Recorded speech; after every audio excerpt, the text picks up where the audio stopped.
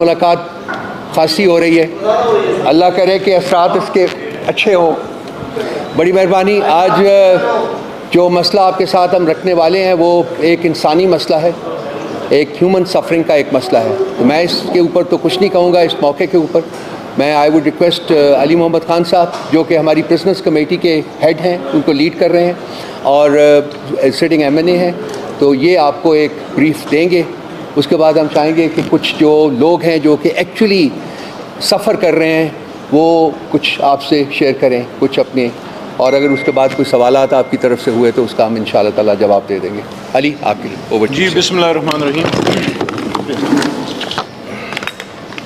बिस्मिल्लाहिर्रहमानिर्रहीम। अल्लाहुम्मा सल्लि व सल्लिम व बारिक अला सय्यिदिना मुहम्मद व अला आलि मोहम्मद। तमाम मीडिया के दोस्तों का शुक्रिया। इस वक्त हम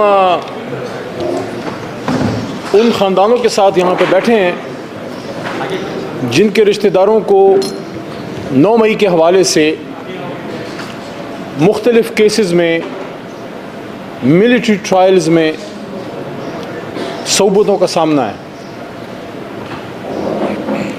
तकरीबन 1 साल होने को है कि किसी का बेटा, किसी का भाई, किसी के वालिद, किसी के शौहर, जो उनके घरों के नान नफ़क़ा कमाने वाले लोग थे,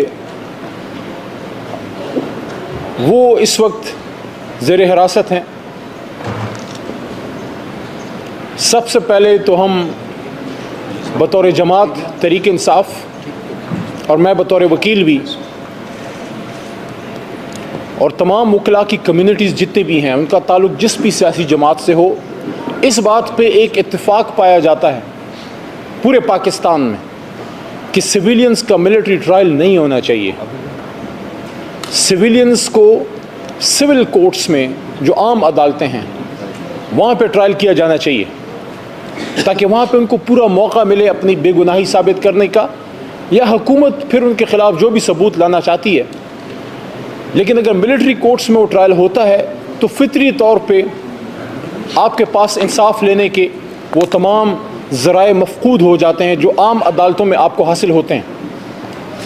इस वजह से तहरीक इंसाफ बतौर जमात ये समझती है कि फ़ौरी तौर पे ये केसेस मिलिट्री कोर्ट से, जहाँ पे बहुत सौ के चल गए हैं ये केसेस, तकरीबन अबू ज़र साहब बैठे हैं, बैरिस्टर साहब और फैमिलीज़ भी बैठी हैं, तो आपको बताएंगे तकरीबन सारे केसेस शायद कंप्लीट हो गए हैं, ख़त्म हो गए हैं।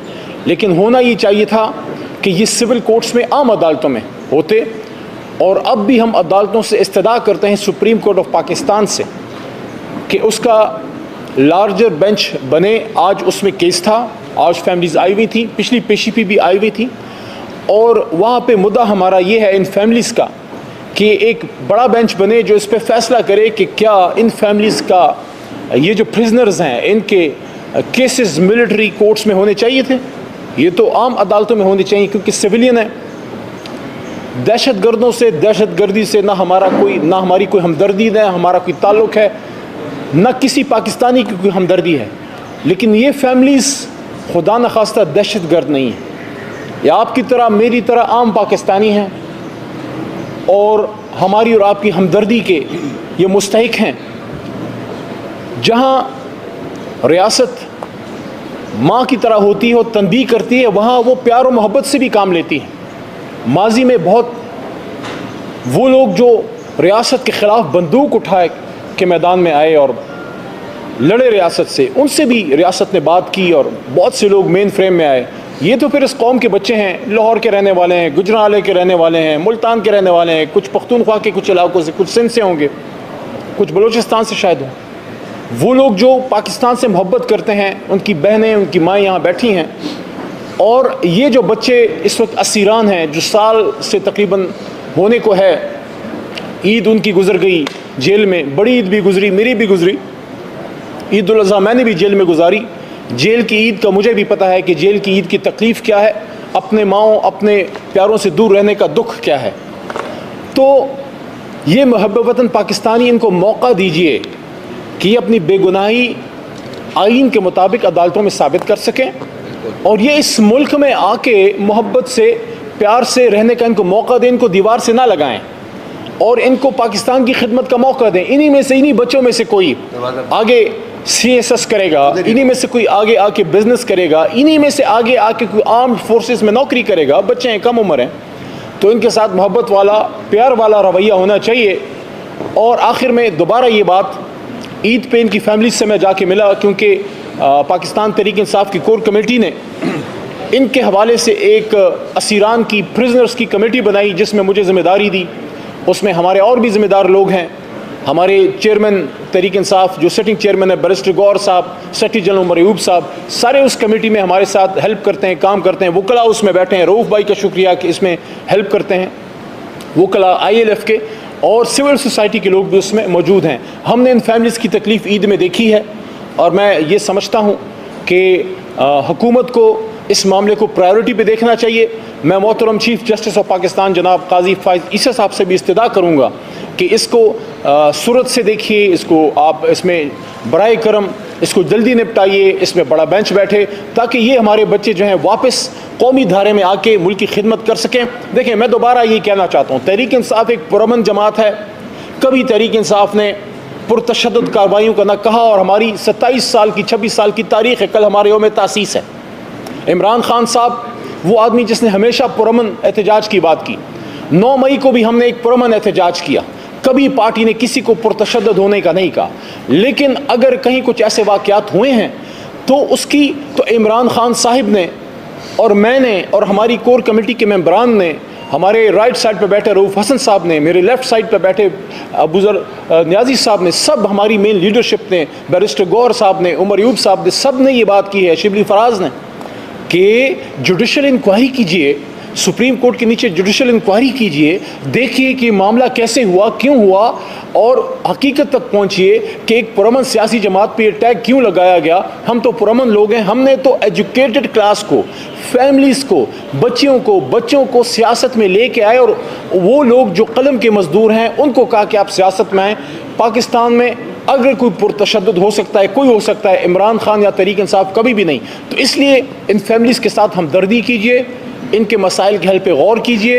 ये पाकिस्तानी हैं और ये आपकी और मेरी तवज्जो के मुस्तहिक हैं और उसके इंतज़ार में हैं। दोबारा चीफ जस्टिस ऑफ पाकिस्तान से दरख्वास्त है बसद एहतराम कि ये जो आज केस हियरिंग हुई है, हम आपका एहतराम करते हैं, लेकिन तवक्को भी आप ही से करते हैं, क्योंकि बाकी इदारों से अब शायद तवक्को मफकूद होती जा रही है। सिर्फ सुप्रीम कोर्ट ही वो एक इदारा रह गया है, इसलिए हम आपके साथ मजबूत खड़े हुए। जब 6 जजेस का लेटर आया, कोई सियासी जमात जुडिशरी के साथ खड़ी नहीं हुई, सिर्फ तहरीक इंसाफ खड़ी हुई, क्योंकि हम ये समझते हैं कि हमारी जमात का नाम ही इंसाफ है। हम जुडिशल सिस्टम की मजबूती के लिए हम जो है आपके साथ, और उसके लिए हमने पूरे मुल्क में इस पे प्रोटेस्ट किए कि 6 जजेस का जो मामला है ये क्यों हुआ, क्योंकि जिन लोगों के पास लोग इंसाफ लेने आते हैं, अगर उन्हों कोई इंसाफ लेने का तलबगार बनना पड़े तो फिर मुल्क का क्या बनेगा। इसलिए 6 जजेस वाले मामले पे हमने मोहतरम चीफ जस्टिस साहब से दरख्वास्त की थी, इस्तदा की थी कि आप इस पे सुओ मोटो नोटिस लें। उन्होंने नोटिस लिया और पिछली हियरिंग में उन्होंने ये भी कहा कि इस पे फुल बेंच बनाएंगे। ये हमारा वो मुतालबा था कि आप, ये मामला जुडिशरी का है, इसको आप इंतज़ामिया की तरफ ना भेजिए, क्योंकि उन्हीं से तो ये सारे मामलात हुए हैं। इसलिए हम चीफ जस्टिस से ये इस्तदा करते हैं कि हमारी सारी तवक्कुआत इसमें जुडिशरी से हैं। बाकी इदारों ने जो हमारे साथ किया है, 8 फरवरी को जो हुआ, अभी जो 21 अप्रैल को हुआ, हमारा मैंडेट चुराया गया, उस पर फिर किसी दिन बात करेंगे, उस पर तफसीली बात होनी चाहिए, पार्लिमान में भी बात करेंगे। लेकिन आज हम इन फैमिलीज़ के लिए इकट्ठे हुए हैं पार्लिमान में। कल बैरिस्टर गौर चेयरमैन तहरीक इंसाफ ने इस पर बात की है, मैं भी यहाँ आपके सामने बैठा हूँ। मैं रऊफ़ भाई और तमाम लोगों का शुक्रिया भी अदा करता हूँ कि आप सब ने हमें इस पर हेल्प किया। मीडिया का शुक्रगुजार हूँ और दरख्वास्त करूंगा, मेरे राइट पे बैठे हैं अबूज़र साहब, इस पे फिर राय का इजहार कीजिए, और फिर फैमिलीज जो हैं उनसे भी दरख्वास्त होगी कि वो अपना मौक़िफ़ दीजिए। खासकर आज जो सुप्रीम कोर्ट में कार्रवाई हुई है उस पर हमारे फैमिलीज के तर्जुमान जो हैं वो बात करेंगे। जी बैरिस्टर साहब, चलिए।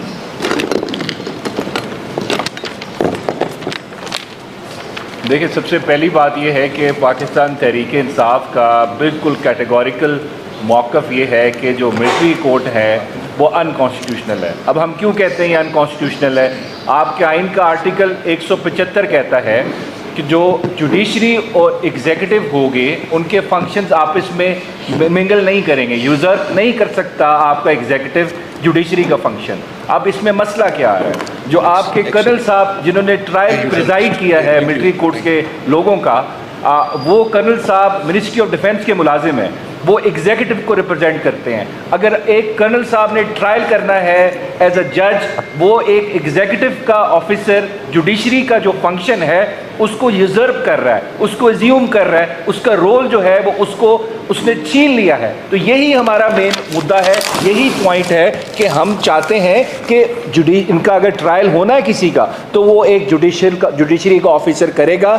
ये हमारे आइन के अंदर लिखा हुआ है, सेपरेशन ऑफ पावर प्रिंसिपल हमने अपहोल्ड करना है। अब सेपरेशन ऑफ पावर प्रिंसिपल क्या कहता है? जुडिशरी का वो काम है कि लोगों के फैसले करना, एग्जीक्यूटिव का काम है लॉ को इन्फोर्स करना, पार्लियामेंट का काम है लॉ को बनाना। लेकिन अगर कोई इदारा किसी और इदारे का काम करना शुरू कर देगा तो मुल्क में कॉन्स्टिट्यूशनल क्योस आ जाएगा, कॉन्स्टिट्यूशनल डेडलॉक आएगा। यही वजह है कि इन लोगों के जो ट्रायल्स हुए हैं वो किस तरह हुए हैं। जब आप एक ऐसे शख्स को प्रिजाइडिंग ऑफिसर कोर्ट का बना देंगे जो एग्जीक्यूटिव को रिप्रेजेंट कर रहा है। अब इसकी मैं मिसाल आपको देता हूं कि एक पुलिस ऑफिसर है जो आपके खिलाफ FIR रजिस्टर कर रहा है, वही अगर आपका जज बन जाए तो क्या वो इंसाफ करेगा? ये तो कॉन्फ्लिक्ट ऑफ इंटरेस्ट है। यही हमारा सारा केस है कि इस वक्त जो आपके कंप्लेनेंट्स हैं वही आपके जज हैं, वही ज्यूरी हैं, वही आपको सजा दे रहे हैं। तो ये आइन से मुतसादिम ट्रायल हो रहे हैं।